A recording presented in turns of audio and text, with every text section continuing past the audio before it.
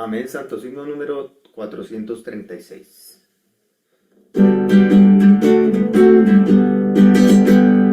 Pronto viene Cristo, cerca el día está, su llegada se aproxima ya. Siempre aguardando, esperando en Él, para que nos lleve con poder. Gloria, gloria, Cristo viene ya. Gloria, gloria, vamos a reinar. Con glorioso cuerpo junto al Salvador, llenos de alabanza, Silo. Pronto viene Cristo, pronto se verá, en la noche el alba deslumbrar. No debe arrastrarnos este mundo atroz, si del mal queremos escapar. Gloria, gloria, Cristo viene ya. Gloria, gloria, vamos a reinar. Con glorioso cuerpo junto al Salvador, llenos de alabanza, Señor.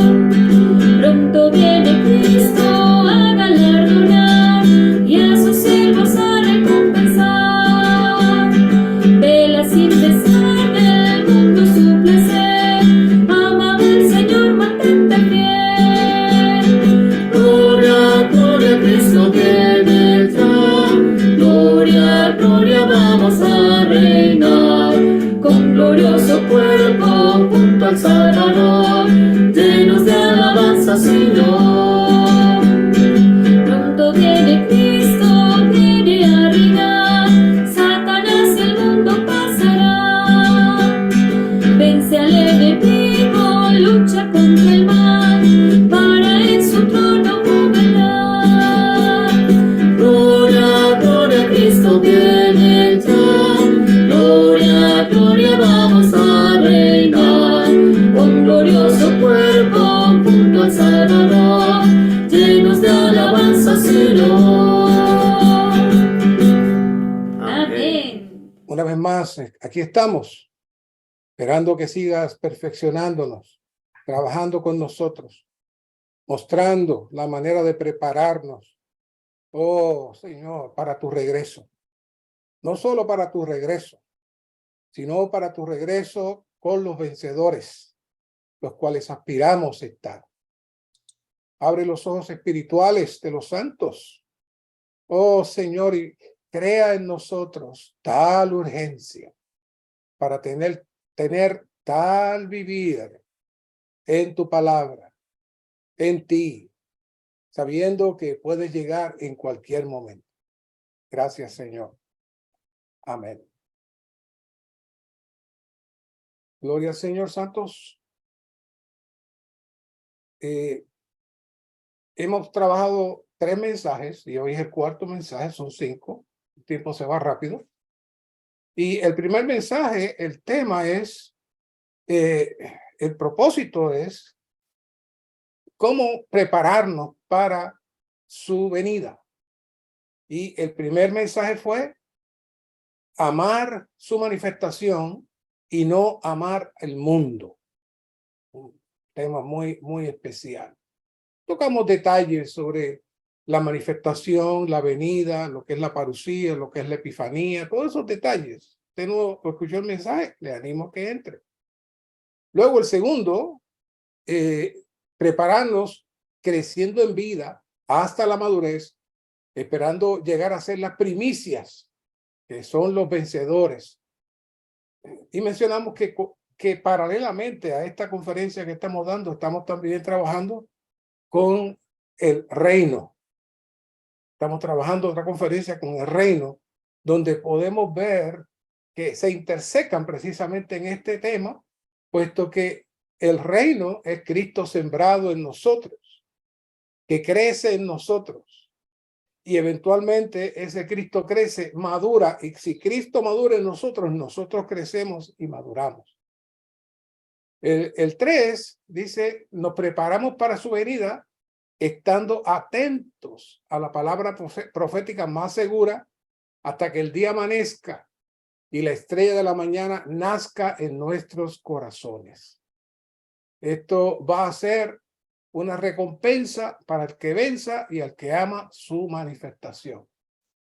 Ya vimos que la clave aquí es que no vamos a esperar a la manifestación o que amamos que venga la manifestación, sino que el Señor está en nosotros constantemente revelándose a nosotros, entrenándonos para su venida y debemos amar tal venida por un lado, amando que venga y por otro lado, amando nuestras experiencias de este Cristo que va a ser como una estrella que va creciendo y va creciendo y va creciendo hasta que nazca. Ese nacer es el Cristo que ha crecido en nosotros, que va a atraer a todos los vencedores corporativamente y su venida. Y hoy estaremos hablando de preparándonos al ser un esclavo fiel y prudente. Y el número romano 1 es un verso. ¿Quién es pues el esclavo fiel y prudente al cual puso su Señor sobre su casa para que les dé el alimento a su debido tiempo? Bienaventurado aquel esclavo al cual cuando su Señor venga le halle haciendo así. De cierto os digo que sobre todos sus bienes le pondrá. El verso es Mateo 24, 45 al 47. Y este mensaje tiene solamente 2 números romanos. No quiere decir que es corto, pero tiene 2 números romanos que comprenden todo este verso. De aquí del 24 al 40, del 45 al 47 es la primera parte, y luego en el mismo verso, en la misma línea de versículos, estaremos viendo la segunda parte. Pero en esta primera parte vamos a hablar de algo que no es nuevo para nosotros, lo hemos tocado, pero ya que está correlacionado con el tema, necesitamos refrescarlo. Y necesitamos revisar brevemente el significado y origen de la palabra mayordomo. Mayordomo. El apóstol Pablo tiene una cualidad muy especial, que es una cualidad divina, y es que cada palabra que usa, cada cosa que dice, no la dice por casualidad, sino que está llena de significado, llena de revelación. Y primero empezamos en el recobro del Señor, descubrimos esta palabra economía en Efesios 1:10, Efesios 3:9, 1 Timoteo 1:4. Aparece la palabra economía en griego. Obviamente no la va a ver en español, pero si usted va en griego, la tiene. Claro, la versión recobro, entendiendo la importancia de esa palabra, la tradujimos como Pablo la dice, la economía. Y ya hemos escuchado muchas veces esta definición que dice que es la ley de la casa, la ley de la casa. Oikonomos, oikos y nomos. Oikos es casa, nomos es ley. Así que una traducción así rapidita es la ley de la casa. Pero hay un segundo significado, que es el que queremos enfatizar esta noche. La economía presenta el plan para la distribución. La distribución. Dios tiene un plan de distribuir. El mejor ejemplo es José con el faraón. José ahí es tipo de Cristo. Hay necesidad, hay hambre. José tiene los graneros llenos y todo el que llega a José, José distribuye. Ahí se da la economía, no de Dios, pero de José. Es decir, hay una ley, hay una administración y hay un producto para distribuir, porque cuando entramos ya a la segunda parte del tema es el euconomos. El euconomos es el que lleva a cabo la ley de la casa, y la ley de la casa tiene una prioridad, tiene una meta, y es que todos puedan recibir el suplir y el sustento adecuado. Esto no es solamente en la Biblia, es algo general de aquellos tiempos. Entonces, quien ejecuta ese trabajo, que es la operación de la distribución de los bienes de la casa y los seres que lo componen. De hecho, en los tiempos antiguos, ya ustedes saben que las riquezas se medían no tanto por dinero, sino por los animales que tenían. La cantidad de animales que tenían medía la riqueza de ese hombre. Por eso tenemos varias historias en la Biblia de diferentes situaciones donde vemos que tal o cual se le multiplica. Y entonces recibe la bendición de Dios. Es igual que si hubiese tenido una cuenta de banco y se le llena de dinero, que tenga muchos animales. Ahora, esos animales hay que alimentarlos y hay que cuidarlos. Así que el dueño de la propiedad que tiene muchos animales le encarga al oikonomos que supla alimento no solamente a la familia, sino a todos los seres vivos que están bajo su casa. Ese deseo del dueño de la casa es la economía, pero la implementación lo hace el oikonomos. Y de ahí es que surge la palabra mayordomo. La palabra mayordomo es literalmente la traducción de la palabra economía, que es oikonomon en griego. Si usted va a traducir oikonomon en español, tiene que llamarle el mayordomo, que es quien ejecuta la ley dispuesta por el amo de la distribución de todos los bienes. Así que cuando Pablo habla de que él es mayordomo, debemos entender cuál es su mentalidad, qué es lo que él está pensando. En 1 Corintios 4:2, él dice, además, en cuanto a esto, los mayordomos se busca es que cada uno sea hallado fiel. Pablo ya está lanzando ahí en 1 Corintios 4:2. Está hablando de los euconomon. La clave del euconomon es que sea cada uno hallado fiel. Oiga, no existe cosa más terrible que un mayordomo que no alimente la casa, no alimente los animales y peor aún, se roba el dinero. Es terrible. De hecho, hay un caso, no tengo el tiempo de entrar, pero hay un caso en el Antiguo Testamento que lo discutimos hace tiempo, que fue un mayordomo que fue sacado inmediatamente. No queremos ser ese, no queremos ser tal.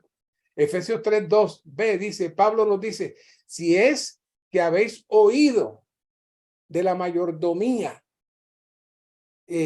inclusive la Reina Valera traduce ahí administración, y no está mal, administración, porque esa es la economía, la administración de la gracia de Dios que me fue dada para con vosotros.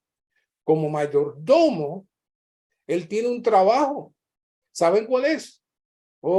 Distribuir la gracia de Dios que le fue dada para con vosotros.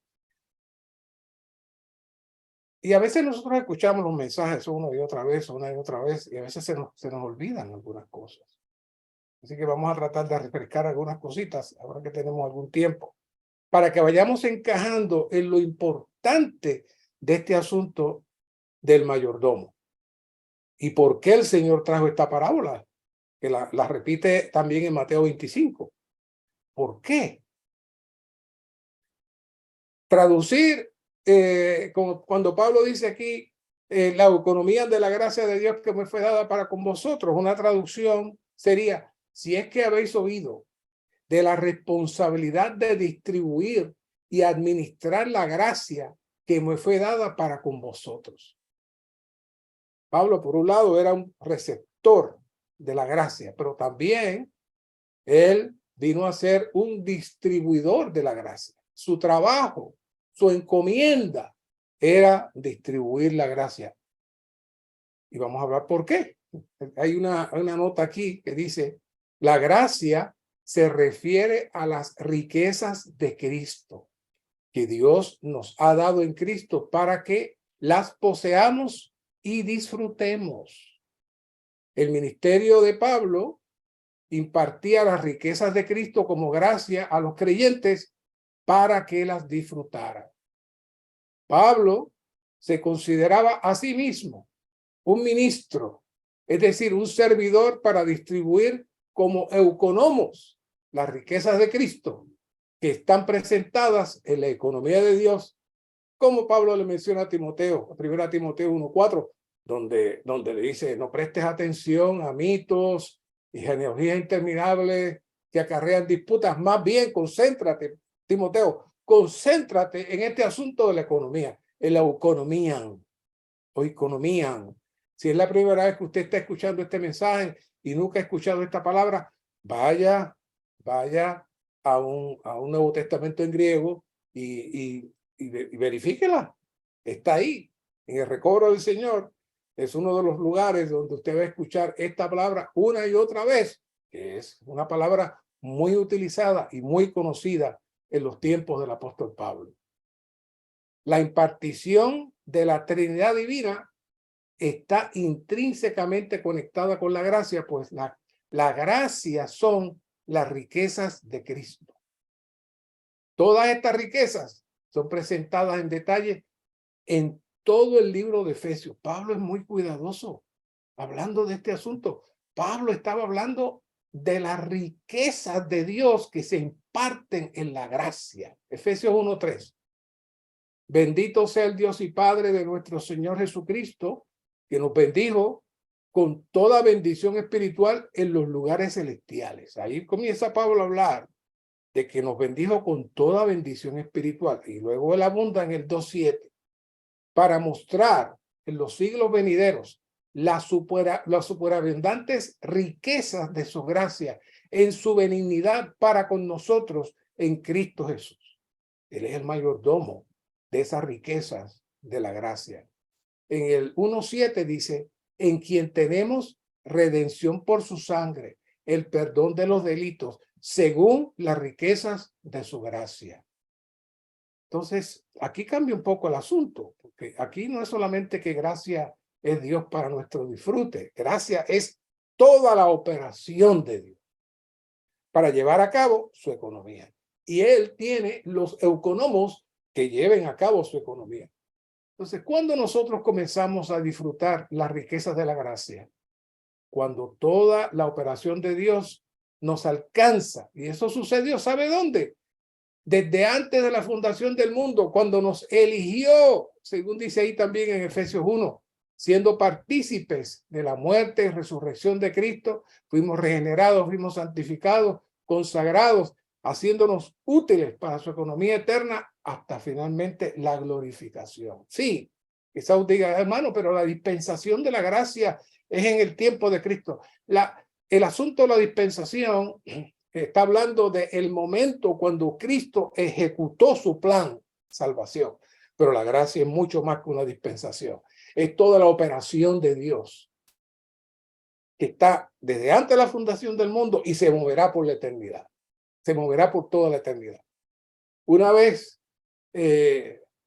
más, les voy a leer esta nota, porque esta vez no la voy a leer completa, pero hay varias notas que yo las repito, porque cuando entra en un mensaje, vuelve otra vez y vuelve otra vez. Y compartiendo con un querido hermano, hace poco le dije, hermano, cuando yo leí esta nota, mi vida cambió, porque mi visión de la gracia cambió. Y no tengo tiempo de entrar, ustedes pueden entrar en 1 Pedro 5:10, cuando dice en la nota donde dice, toda gracia. Dice, toda gracia se refiere a las riquezas del abundante suministro de la vida divina en muchos aspectos, ministrado a nosotros en los muchos pasos de la operación divina efectuada sobre nosotros y dentro de nosotros en la economía de Dios. Vea qué definición de la gracia. No es tan sencillo como decir, oh, gracias Cristo para nuestro disfrute, aleluya. No. Dice aquí el ministerio que la gracia es toda la operación divina efectuada sobre nosotros. ¿Desde cuándo? Desde que nacimos. Desde antes de la fundación del mundo. Si usted fue elegido, la operación de la gracia comenzó a trabajar. Claro, nos gusta hablar de la gracia como que, wow, Señor, agráciame con esta situación. Cuidado, porque a veces el Señor agracia a uno de maneras diferentes. Alguien decía, a veces la gracia viene vestida de tribulación. ¿Por qué? Porque al final Dios va a producir que Él avance en nosotros y su gracia logre su objetivo. ¿Qué es? Pues que podamos ser suplidos completamente con las riquezas de la gracia. Así que, repasando, el paso inicial de la gracia consistió en llamarnos. Y el paso final, ¿qué es? Es nuestra glorificación, según lo indica la expresión que os llamó a su gloria eterna. Por lo que la gracia es mucho más de lo que muchas veces nosotros pensamos. Las riquezas del abundante suministro es la gracia para ser impartida en nosotros en la Trinidad divina. Esta es la impartición de Dios mismo a nosotros para recibir y ser infundidos de todo lo que Él es durante toda nuestra vida cristiana, en todas nuestras situaciones y detalles de nuestro diario vivir, tanto los eventos disfrutables y agradables como los difíciles y hasta injustos para nuestro parecer, pero todo eso es parte de la operación de la gracia. Debe cambiar nuestro concepto, como cambió el mío, Todo lo anterior nos muestra cuál es toda la operación del Euconomos. El Euconomos administra toda esta operación para que Dios pueda llevar adelante la economía. Nosotros hablamos mucho de la economía de Dios. Sí, nosotros acá en el Recobre hablamos de la economía de Dios, la economía de Dios, la economía de Dios. Oiga, ve ahora esta otra parte. La economía de Dios necesita el Euconomos, necesita el mayordomo para llevar adelante esta economía. En todo esto, solo podemos ver una sola cosa, que es la impartición de la Trinidad Divina misma en nosotros. Y hay mensajes que ya hemos hablado sobre ese tema de la impartición. Esa impartición es la impartición de las riquezas de la gracia. Aunque el tema central de este mensaje es preparándonos para la venida del Señor a ser un esclavo fiel y prudente, pero en Mateo 25 se presentan dos parábolas cruciales. Una, que la conocemos muy bien, que es la parábola de las 10 vírgenes, y la otra, la de los esclavos que recibieron talentos. Así que aquí el Señor nos está diciendo algo. Hay un paralelo entre las vírgenes y los esclavos. Nada ocurre por casualidad. No fue que pon eso ahí también. No. Hay una relación muy especial en este asunto. Así que aquí estas dos parábolas nos presentan un doble estatus para todos nosotros. Por un lado, somos las vírgenes. Y de esas 10 vírgenes habían 5 vírgenes prudentes, y de esa es la que estamos hablando. Debemos llevar un vivir apropiado que satisfaga el novio, pero en cuanto a los esclavos, debemos llevar el servicio que el Señor desea de nosotros. Como vírgenes, debemos pagar un precio para que nuestras vasijas sean llenas. Este proceso es nuestro ejercicio constante del fluir del Espíritu, todo inclusivo en nuestro espíritu. Y esto tiene como meta que el Señor crezca, avance en nosotros hasta llenar plenamente todo nuestro corazón. El alma ocupa un papel importante, pues debe ser llena del Dios triuno como la vasija de las vírgenes. Pero como esclavos debemos ser fieles a la comisión del Señor y usar los talentos que son nuestra experiencia de las riquezas de su gracia que nos han sido dados conforme a nuestra medida para que en su venida obtengamos la recompensa. Si usted ha sido redimido, vamos a empezar por ahí. Si usted ha sido redimido, usted se convierte en el euconomos de esa redención que Dios le dio. No es que, ay, qué bueno, ya soy salvo, amo al Señor. No. El Señor le dio la redención ¿para qué? Para que usted reparta redención, para que hable con otros, porque esa riqueza que Dios le dio ahí de la redención, que es parte de la riqueza de la gracia, como leímos anteriormente, es para que usted las distribuya. Si usted ha sido regenerado, debe repartir la regeneración. Si usted experimenta el fluir de la unción del Espíritu compuesto, la santificación y la consagración, usted debe repartir esa experiencia. Esas son las riquezas de la gracia que están dadas a nosotros, no únicamente para nosotros, no, es para que usted se convierta en el autónomo, como Pablo se convirtió y compartió esas riquezas, y gracias a él estamos nosotros aquí. No hacerlo ocurre, es muy peligroso. Nos puede ir desviando nuestra pasividad cristiana, nos puede ir desviando de ese amor inicial y seremos un esclavo sin servicio para llevar adelante la economía de Dios. Estoy plenamente convencido que la situación de la iglesia en Éfeso fue su enfriamiento en cuanto a amar la manifestación del Señor y su venida y distraerse en su servicio con otras cosas que no eran el Señor mismo,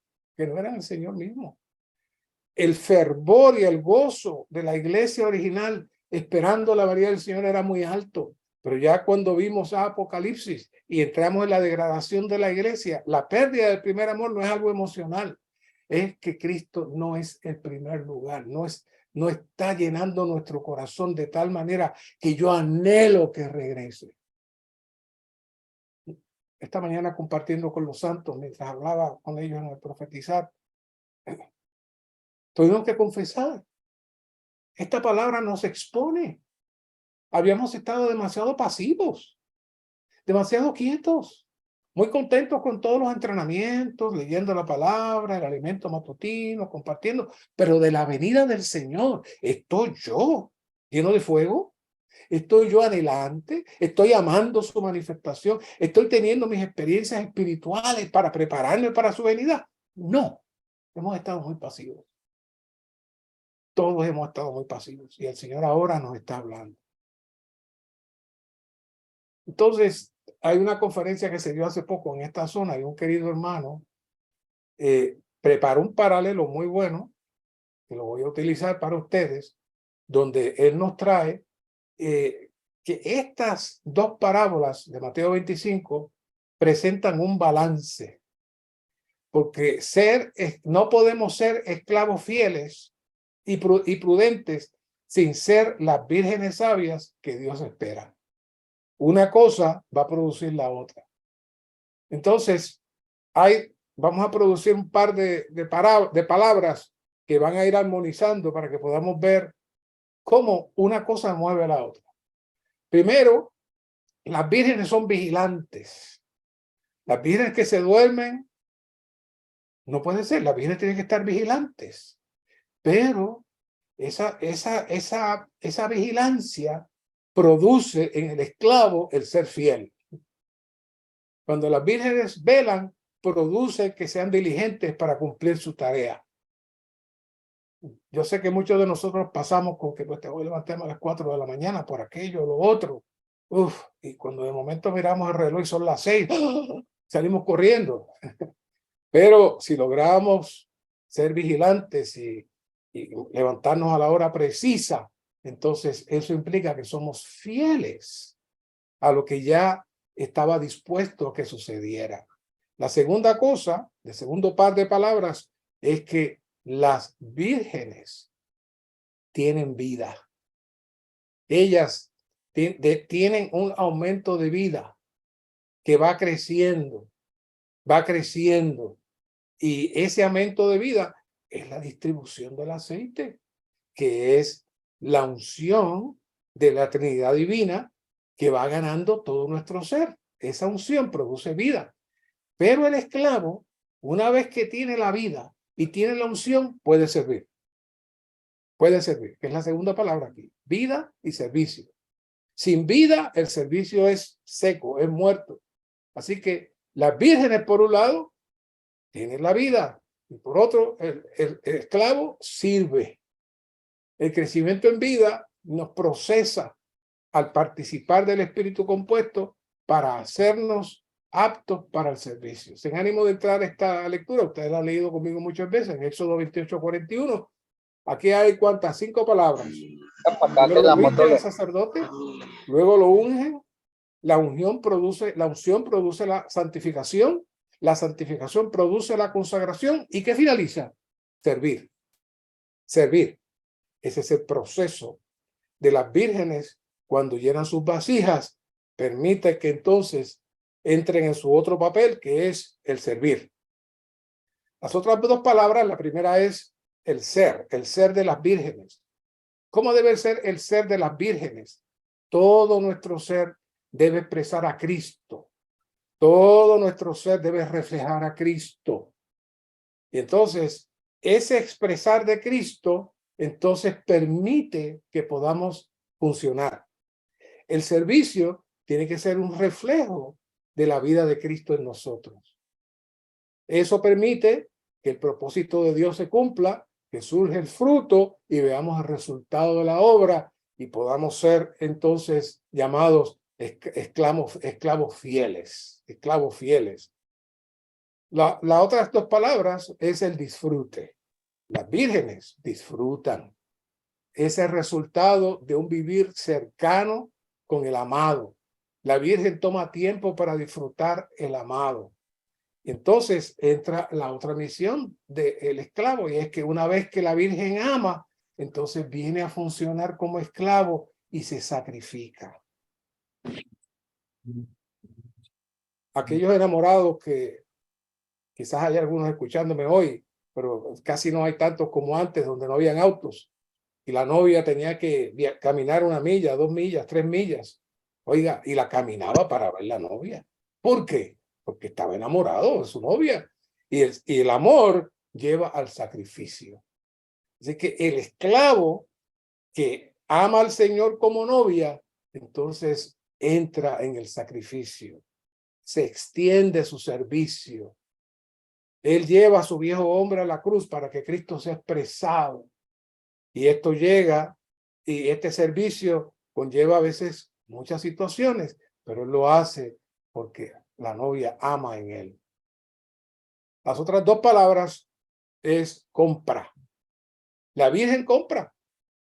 Las vírgenes sabias ya habían comprado aceite para su vasija. Comprar aceite implica pasar tiempo buscando el fluir de vida en nuestro espíritu. Eso cuesta. Eso cuesta. Una vez que eso sucede, entonces el esclavo, la otra palabra es invertir. El esclavo invierte. ¿Invierte en qué? El esclavo invierte en usar el talento para que haya ganancia. El problema del esclavo es que de un talento es que sencillamente no hizo nada. No hizo nada porque no había comprado nada. Su vasija estaba vacía. No estaba lleno del Señor para hacer nada. Pero el esclavo que está lleno del Señor, entonces él invierte. ¿Cómo invierte? Buscando los pecadores. ¿Cómo invierte? Ejercitándose en el Señor. Está activando su talento. ¿Para qué? Para producir ganancia.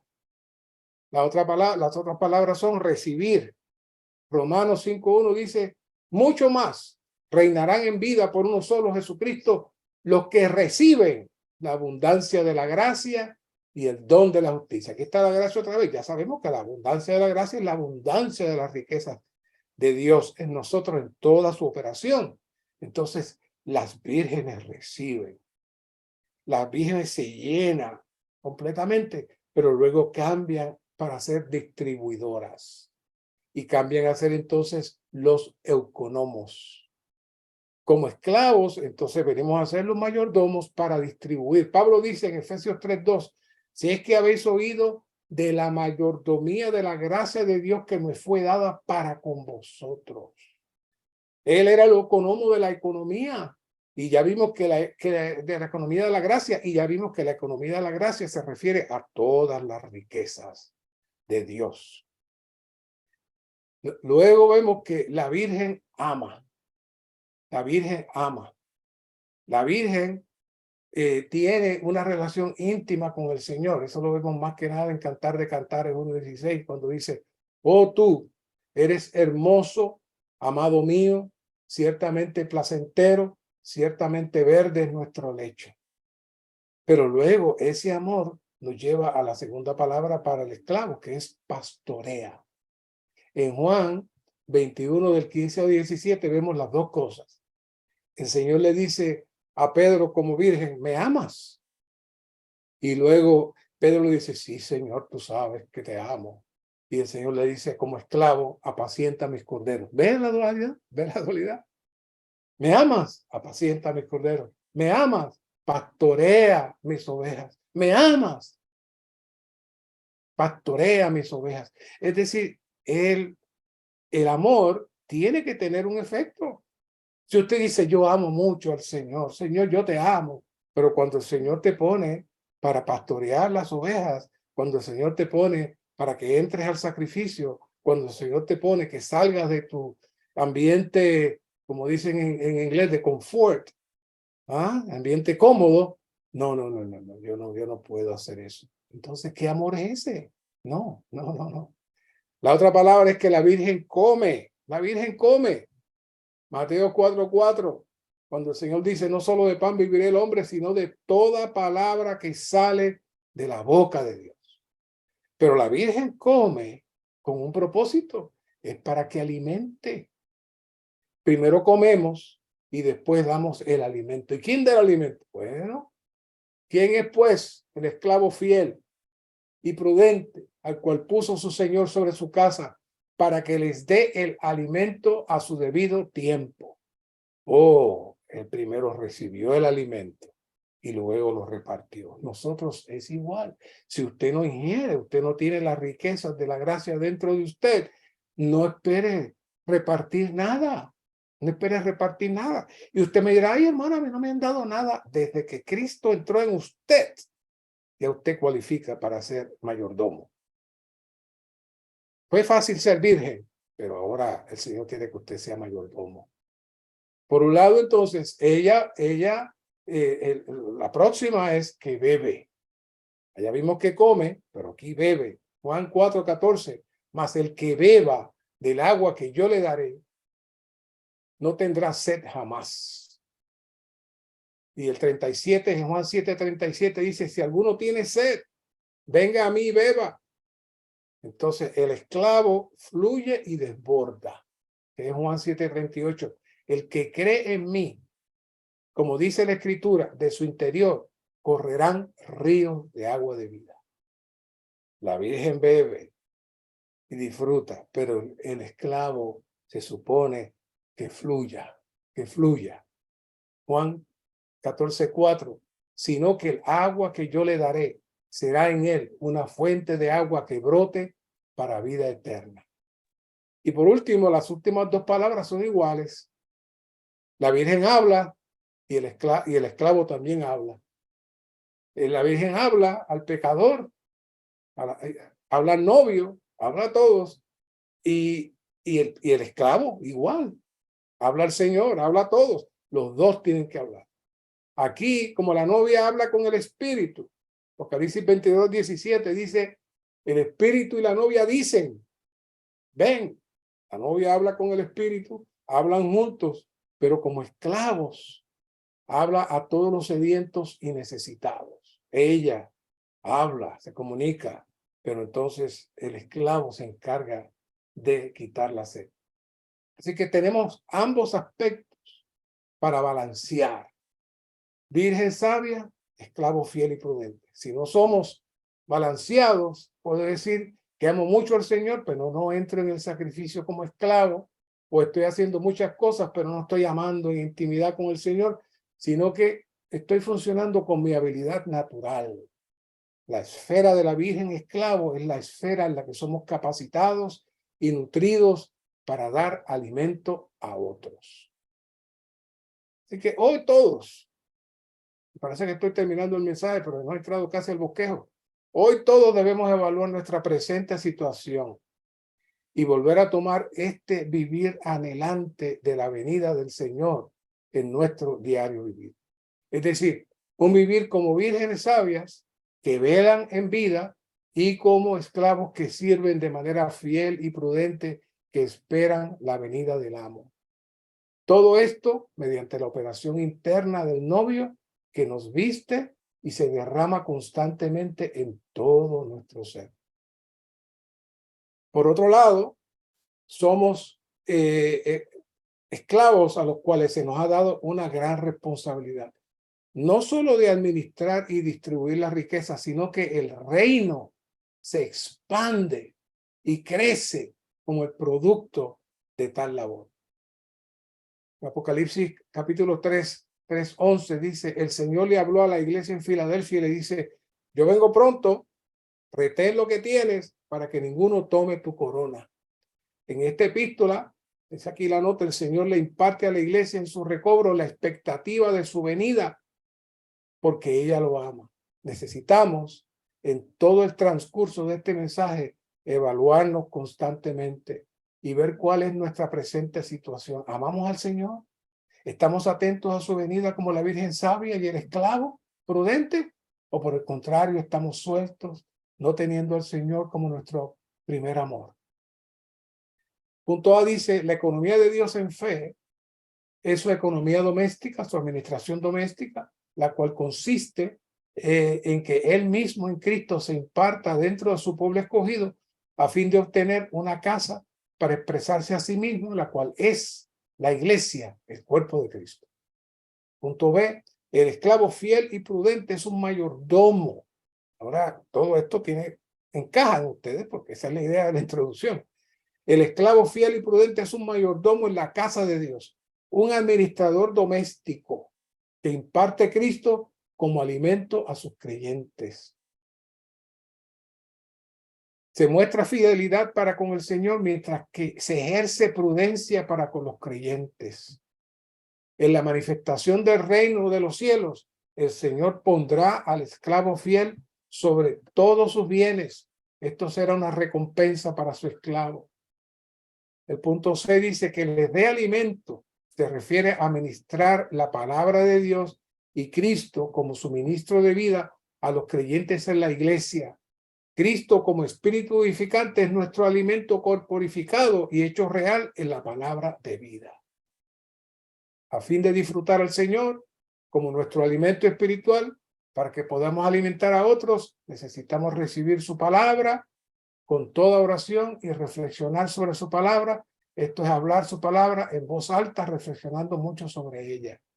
De aquí en adelante se presentan prácticas muy interesantes que debemos ejecutar. ¿Por qué? Porque si el esclavo no sabe cómo comer, entonces no puede entrar. Y la primera cosa que trae es que la palabra se haga real dentro de nosotros.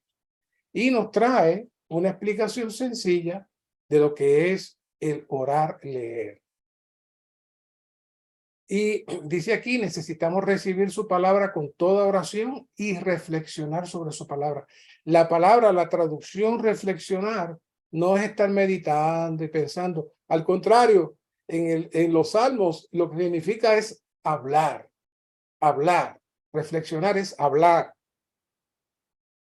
No sé si tienen esa experiencia, yo la tengo con mucha frecuencia. Estoy leyendo durante el día, estoy leyendo en la mañana, algo me impresiona.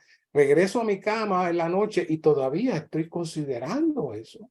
Y hablo con el Señor sobre ese asunto. Y mientras hablo con el Señor, reflexionando sobre lo que vi, más luz llega. El estudio de la Biblia no puede ser algo estático y fijo en un sitio. Ya lo leí, se acabó. No, usted necesita, como la vaca que come y tiene yo no sé cuántos estómagos, y vuelve y saca para afuera, y vuelve y come durante el día, y vuelve y guarda, y vuelve y come.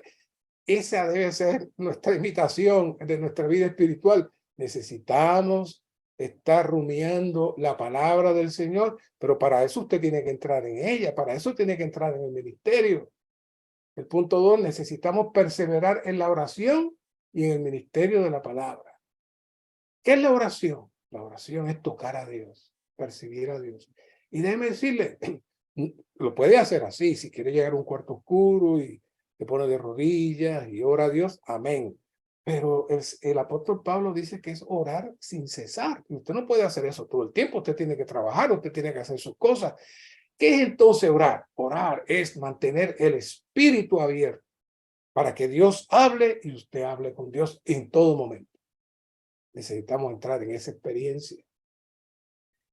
El 3 dice, necesitamos profetizar para edificar la iglesia. Esto es hablar lo que vemos con las palabras vivas de esta vida bajo la inspiración, unción e iluminación frescas e instantáneas del Espíritu Santo mediante el ejercicio de nuestro espíritu. Todavía necesitamos aprender a profetizar. Muchas veces damos testimonios, muchas veces exhortamos, muchas veces regañamos también, criticamos la profecía, pero eso no son profecías. El profetizar es el trabajo cuidadoso de cada día que usted disfruta. Va tomando notas de aquellas cosas que le impresionan y al final de la semana usted puede recordar qué fue lo que disfrutó y de ahí usted puede componer algo para traerlo para la iglesia. Y esa composición, aunque 3 personas hagan lo mismo, va a salir diferente, porque es el hablar de Dios, es el resultado del disfrute y de haber entrado en su espíritu. Así que necesitamos entrar en Dios por medio de la oración para recibir el espíritu vivificante como nuestro suministro, nuestro alimento espiritual, a fin de alimentarnos y alimentar a aquellos que están bajo nuestro cuidado. Luego este punto dice, necesitamos ser pedidores que dan vida, canales del espíritu vivificante que pueden dar vida a otros. Hermanos, en mi experiencia cada día más me convenzo que la oración es real. La oración es real. Experiméntalo. Yo sé que muchos decimos, hermano, vamos a orar, hay que orar. Sí, yo sé que lo decimos, pero hermano, oiga, hay tantas situaciones en la iglesia, tantas cosas que uno no le ve salida. Y cuando empezamos a orar, de pronto el cielo se abre y el Señor toma control. Y entonces dice aquí, primera de Juan 15:16, si alguno ve a su hermano cometer pecado que no sea de muerte, pedirá y le dará vida. No voy a entrar en este asunto del pecado que no sea de muerte, vaya a la nota y ve ahí. Pero lo que me interesa es esta expresión, pedirá y le dará vida. ¿Sabe quién es el que le va a dar vida? Usted. Está en minúscula, no está hablando de Dios, está hablando de usted. Cuando usted entra en Dios, se hace uno con Dios y pide por ese hermano va a recibir vida. ¿Quién la generó? No es que usted tenga la vida para darla, es que usted toque el trono y por su tocar el trono, el Señor va a dar vida. Ese es el esclavo. Estamos definiendo las funciones ahora del esclavo y de las vírgenes. 6, necesitamos ser hijos de aceite fresco. Esta expresión es maravillosa. Aquellos que continuamente están siendo llenos del espíritu fresco, presente, consumado, como el óleo de alegría para fluir el espíritu al candelero con miras a su testimonio resplandeciente. Zacarías 4:11 aparece una ilustración muy misteriosa que todos hemos escuchado. Dice, luego respondí y le dije, y este es el profeta preguntando, ¿qué son estos 2 olivos que están a la derecha del candelero y a la izquierda? Y entonces dice, respondí por segunda vez y le dije, que son las 2 ramas de olivo que están junto a los 2 picos de oro que vierten de sí el oro. Y me habló diciendo, ¿no sabes qué son estos? Y dije, no. Y dijo, estos son los 2 hijos de aceite que están de pie junto al Señor de toda la tierra. ¿Qué es esto? Yo leí esto hace muchos años y siempre he tenido tantas imaginaciones de cómo sería esto. Pero en estos días hemos podido ver que el hijo de aceite no es que va a tener algo ahí soltando oro y aceite y la gente, no, eso no importa en ese tiempo. En el medio de la gran tribulación lo que hace falta es alguien que imparta vida. Los hijos de aceite son aquellos que cuando hablan ministran vida, ministran el aceite de vida que ellos tienen. Ellos tienen. Por eso a las vírgenes fatuas le dijeron, tienes que ir a comprar más. Es decir, tienes que ir a un lugar donde te ministren el aceite. Te ministren el aceite. En el tiempo de la gran tribulación va a ser Moisés y Elías. En medio de aquel caos, ellos van a estar irradiando y fortaleciendo a los vencedores para que venzan la prueba. Hoy nosotros somos inmortales hijos de aceite. Nos toca a nosotros, como vírgenes, llenarnos y como esclavos repartir el aceite. Día tras día necesitamos pagar el precio requerido para obtener más de Dios, quien es el aceite de oro en su naturaleza divina, a fin de que podamos llegar a ser un candelero de oro puro para la edificación de la Nueva Jerusalén de oro. Al aplicar este asunto a nuestra experiencia hoy en día, vemos que el espíritu que fluye de nosotros es Dios mismo y Dios es oro. Por tanto, cuando ministramos a Cristo a otros, de modo que le suministramos aceite, en realidad le estamos suministrando Dios mismo. Dios fluye desde nosotros, impartiéndose en ellos. No se olvide, estas son las funciones del esclavo, pasando de ser virgen, pero entonces su función principal es impartir aceite. Su función principal es impartir aceite. ¿Cuánto aceite tiene usted? ¿Puede desbordar aceite a los hermanos? ¿Tiene usted suficiente aceite? O si el Señor llegara ahora mismo, el Señor le dirá, tienes la vasija vacía, no está llena, vete, tienes que comprar más. Tenemos tiempo, esto es una buena advertencia, hermanos.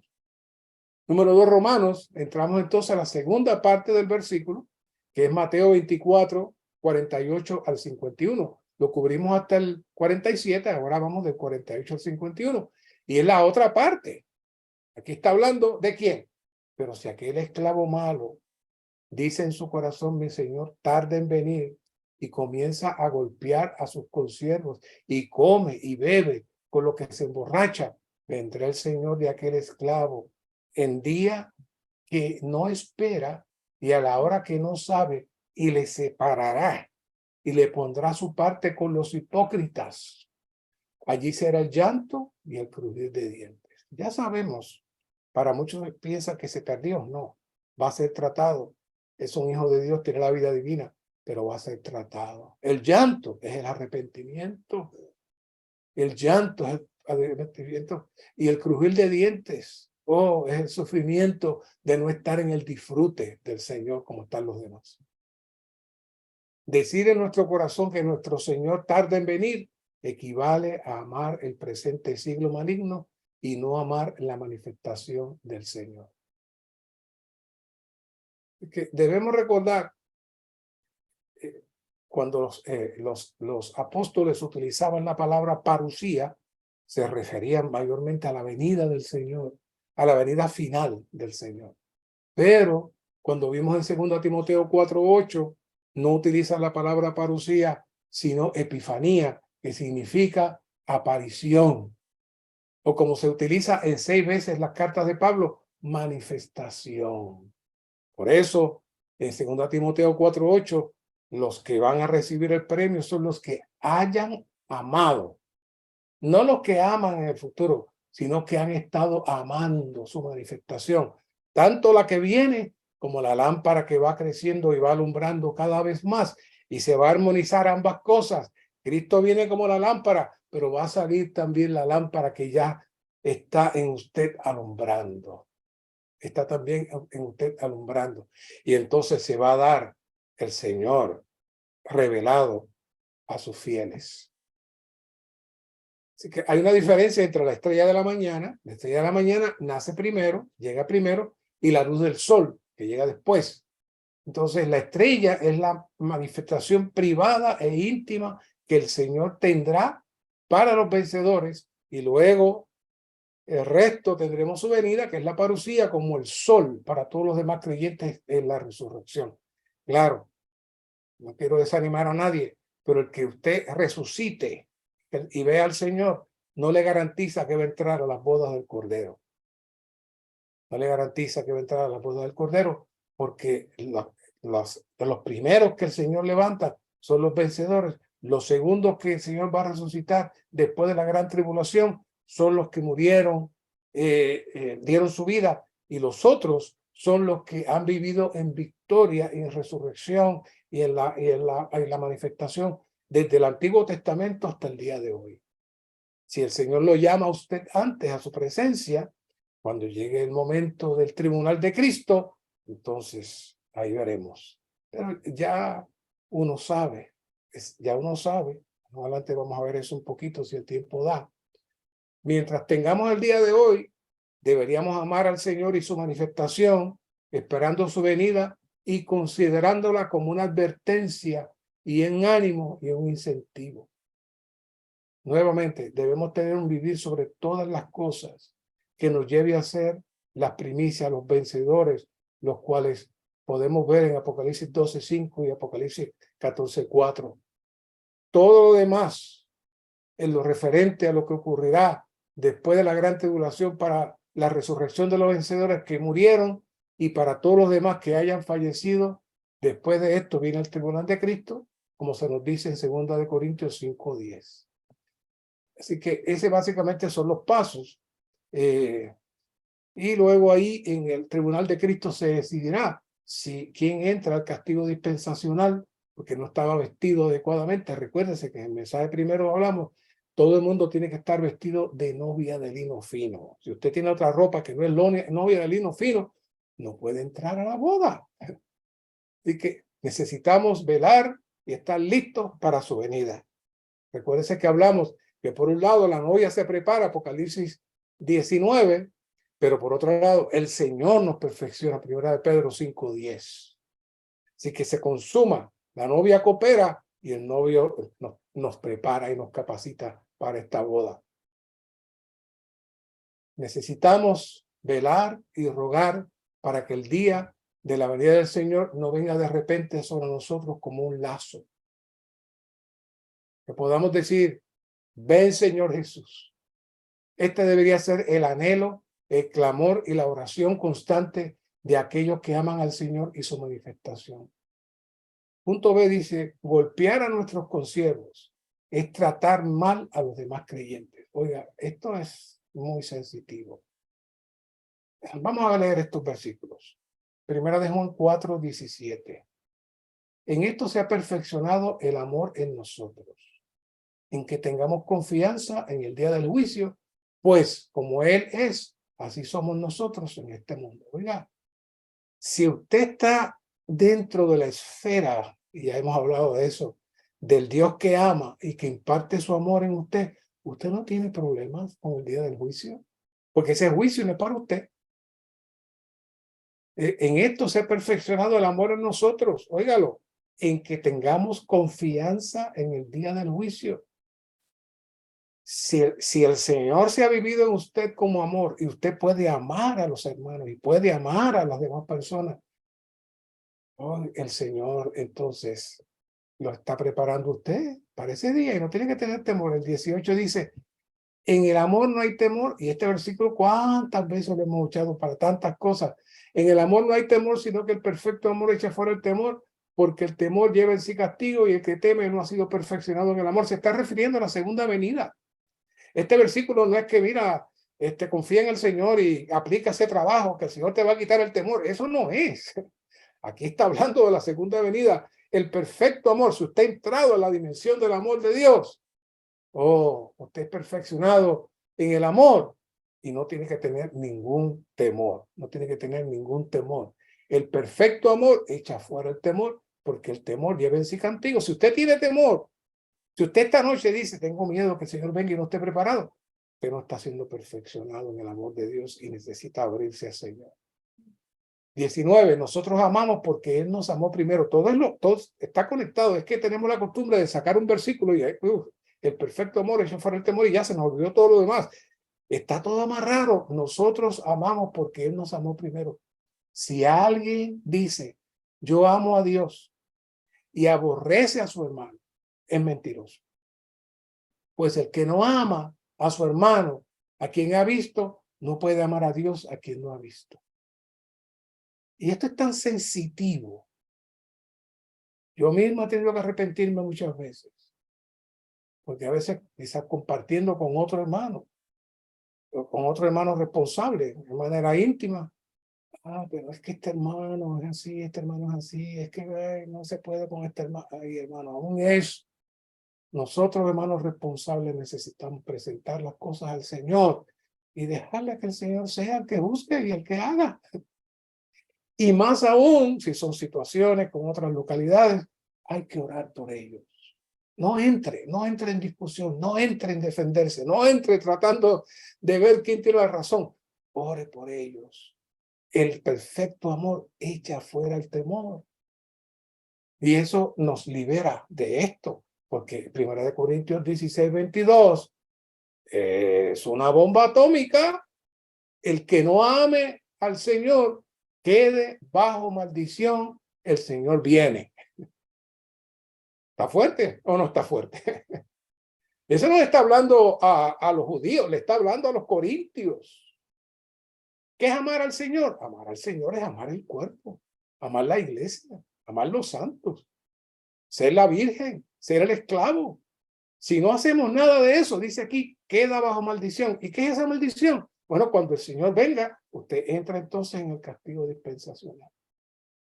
Dice aquí, no deberíamos juzgar ni condenar a los demás creyentes, sino ser benignos para con ellos, tiernos, perdonándolos, así como Dios nos perdonó en Cristo. No deberíamos injuriar ni criticar a nuestros hermanos, sino estimarlos como superiores a nosotros mismos. Lamentablemente, y esto yo lo he visto muchas veces, hay a veces hermanos que no perdonan ciertas situaciones en las cuales ellos han pasado con otros hermanos. Y están allí pasivos. Están como el tiburón cuando está calladito, o el cocodrilo que está quietecito, que usted dice, ay, qué tranquilito está el cocodrilo. Pero si usted mete la mano, se la come. Así a veces pasa esas cosas en la iglesia. Hay hermanos que guardan cosas en contra de otros. Pues, bueno, vamos a suponer que tuvieron razón, que le hicieron daño, le hicieron mal. Pero aquí no dice eso. Aquí no dice que ame solamente a los buenos. No especifica. Dice que tenemos que amar a todos. No debemos injuriar ni criticar a nuestros hermanos, sino estimarlos como superiores a nosotros mismos. Y debemos perdonarlos, así como Dios nos perdonó en Cristo. Como el Señor nos perdonó, tenemos que perdonar, porque está en juego el juicio. Comer y beber con lo que se emborracha significa asociarse con la gente mundana, quienes se embriagan de cosas mundanas. Debido a la naturaleza divina y a la posición santa de los creyentes, estos no deberían unirse en un mismo yugo con los incrédulos. Esto debería aplicarse a todas las relaciones íntimas que puedan existir entre creyentes e incrédulos, no solo al matrimonio y a los negocios, sino todo. Oiga, yo no estoy hablando de esto, no me tiren piedras, estoy leyendo. Aquí dice el ministerio que nosotros los cristianos tenemos que ser muy cuidadosos. Aquellos que son comerciantes, hacerse socios de inconversos. No. Los cristianos y las jóvenes, buscar un compañero inconverso, dice porque voy a ver si lo convierto. No. ¿Por qué? Porque eso implica establecer una intimidad con el mundo. ¿Qué luz puede tener una persona que su mente y su corazón está llena de tinieblas? Y si tú te asocias con esa persona, no hablando únicamente de matrimonio, en cualquier asociación, tú vas a recibir tinieblas también. Y tarde que temprano esas tinieblas te van a alcanzar. Necesitamos huir de las pasiones juveniles y seguir al Cristo todo inclusivo con los de corazón puro invocan al Señor. No puedo entrar por la sensibilidad de esto, pero quiero lanzarlo. La carne está activa constantemente, no importa la edad. Y la carne es el terreno que Satanás tiene si uno abre la puerta. Y Pablo dice, hay que huir de las pasiones juveniles. No le está hablando a los jovencitos, le está hablando a toda la iglesia, a todo el mundo. Todos necesitamos estar alertas. Esta sociedad es una sociedad que está diseñada para exaltar el sexo y la supuesta belleza. Y tanto es la influencia que cuando a veces se ve una dama de tal o cual manera vestida, el enemigo pone pensamientos. No permita que esos pensamientos lleguen. Usted tiene que tomar al Señor. Hermano Ni decía, un pájaro puede pasar por encima de su cabeza, pero que haga un nido en su cabeza, eso es otra cosa, decía el hermano Ni. No es que los pensamientos no lleguen, van a llegar, pero usted dice, no, Señor, en el nombre del Señor, no. Rechace eso. Huya de las pasiones juveniles, especialmente los varones, y las hermanitas también. El esclavo fiel y prudente será recompensado con la autoridad para gobernar en la manifestación del reino, mientras que el esclavo malo será separado del Cristo glorioso, de la gloria de su reino y de su gloriosa presencia en su reino. ¿Saben? Oh, ¿se imaginan? Separado. Punto A. Las tinieblas de afuera son las tinieblas que habrá fuera de la gloria resplandeciente en la manifestación del reino. Recuerda el primer mensaje que hicimos todo un estudio sobre lo que es la luz y la experiencia de la gloria. Esa experiencia de entrar ahí, hermanos, no nos la podemos perder. Porque lo otro que está es estar fuera y estamos a ser partícipes, aunque sea de manera provisional, pero provisional son 1000 años dentro de las tinieblas. ¿Para qué? Para provocar en nosotros. ¿Qué cosa? El llanto indica remordimiento y el crujir de dientes indica culparse a sí mismo, es decir, darse cuenta que realmente lo hizo mal. Reinar con Cristo sobre las naciones en el reino milenario será un premio para sus esclavos fieles y prudentes. Así que esto es un mensaje de advertencia muy serio, muy fino, hermano. Nuestro vivir, nuestra vida, nuestro pensar, nuestro sentir. Por un lado, vírgenes, por otro lado, esclavos para el servicio. Gracias, Señor, por esta palabra. Gracias, Señor, por este mensaje. Toca nuestro corazón, sácanos de todo letargo, de toda anestesia, que no nos deje sentir tu llamado y tu presencia. Queremos amar tu manifestación. Manifiéstate a nosotros en nuestro espíritu. Brilla en nosotros como la estrella de la mañana. Oh, Señor, sigue creciendo, sigue alumbrando. Que las tinieblas no avancen en nosotros, sino que seas tú el que avances. Gracias, Señor. Amén.